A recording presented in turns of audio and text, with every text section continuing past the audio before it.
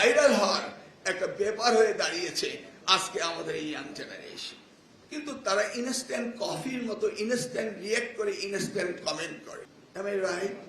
তারা ডিপলি কোনো কিছু অ্যানালাইসিস করতে চায় না, বুঝতেও চায় না, বুঝার সক্ষমতা তারা হারিয়ে ফেলেছে। আপনি চিন্তা করে দেখেছেন, এই 27% অফ দ্য ইয়ার যদি ইনস্ট্যান্ট কফির মতো ইনস্ট্যান্ট কমেন্ট করে, ইনস্ট্যান্ট বিহেভ করে, তা how do we go ahead and do our research? তাই না? এজন্য ফেসবুকে লাইভ দেখার একটা স্বপ্ন আর ভাইরাল হওয়ার একটা ব্যাপার হয়ে দাঁড়িয়েছে আজকে আমাদের এই ইয়াং জেনারেশন। এমনকি তারা ইউনিফর্ম পরেও তাদের শিক্ষক বা তাদের মন্ত্রীদের বিরুদ্ধে যে কোনো ধরনের বাজে উক্তি করতে তারা দেরি করে না। তার মানে কোথায় আমরা আমাদের ইয়াং জেনারেশনকে নৈতিকতা বিবর্জিত জায়গায় আমরা নিয়ে যাচ্ছি?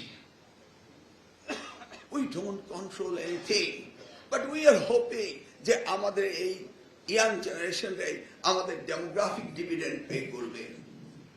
We may have more 20 years before it becomes a liabilities, but in the meantime we are not doing anything to go ahead.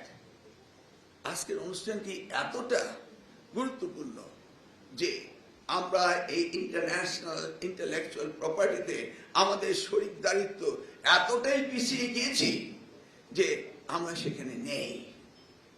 আমরা ব্রেইন ড্রেনের কথা বলছি, আমরা দেখছি আমাদের ইন্টেলেকচুয়াল প্রপার্টি অন্য দেশে গিয়ে রেজিস্ট্রেশন ট্রেডমার্ক পাচ্ছে, কিন্তু আমরা আমাদের দেশে তা করতে পারছি না।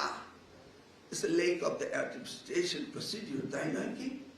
এই জিনিসগুলোই তো আজকের প্রধানমন্ত্রী গুরুত্ব দিয়ে এটাকে অ্যাড্রেস করেছেন।